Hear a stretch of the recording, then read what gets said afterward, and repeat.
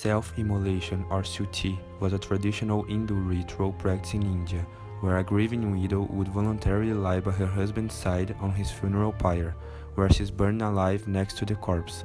Suti had been practiced throughout India for centuries, before it was outlawed by the occupying British in 1829.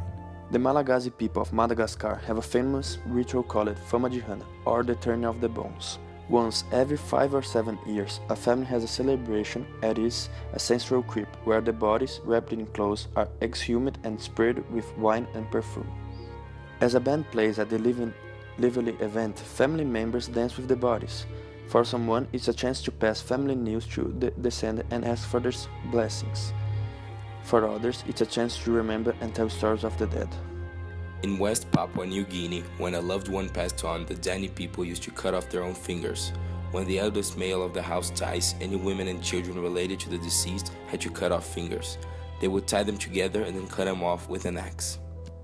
A corpse is sliced up, usually atop of a mountain, and left to the birds. Tibetans call the practice jator, which means giving arms to the birds, and also legs, torsos, and heads as well.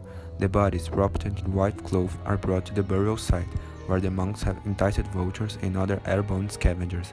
The birds then proceed to eat the remains. In Ghana, people aspire to be buried in coffins that represent the work or something they loved in life.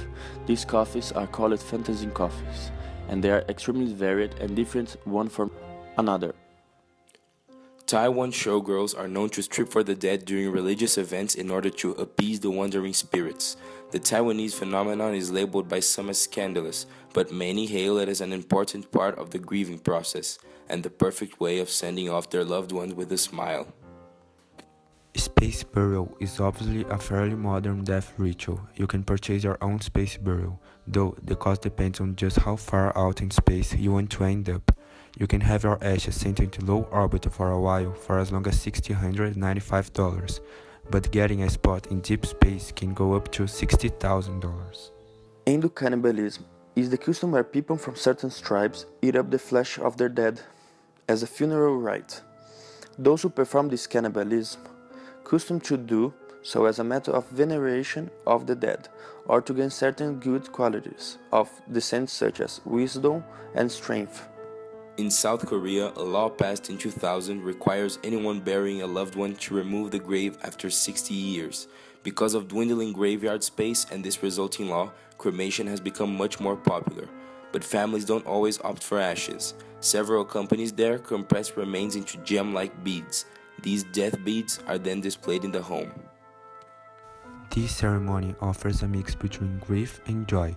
A band follows the casket playing sorrowful tunes at first, but once the body is buried, they begin to play lively music. The idea is that the people attending the funeral get to celebrate the deceased person's life.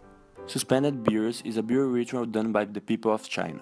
Many coffins are placed on ledges or held up by wooden beams. The reason behind this is still unknown today.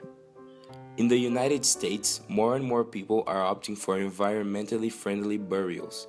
This means skipping embalming processes, nixing traditional concrete vaults, and getting biodegradable woven willow caskets, which decompose into the ground. Many ethnic groups in the Philippines have unique funeral practices. The Benguet of northwestern Philippines blindfold their dead and place them next to the main entrance of the house. Their Tinguin neighbors dress bodies in their best clothes, sit in on a chair and place a little cigarette in their lips. The Cavinteños bury their dead in a Helawal tree trunk. When somebody becomes real, they select the tree where they will eventually be entombed. Once a Viking chieftain died, a slave girl would be chosen by chieftain people to join him in the afterlife. This girl would be given a large amount of intoxication drinks and then would be killed by the tribe matriarch. The body of this girl was then burned with the chieftain's body. On the tiny island of Kiribati, many people have the tradition of digging the body up and removing the skull. They then proceed to offer it food and tobacco. The rest of the body is reburied and the family keeps the skull displayed in their home.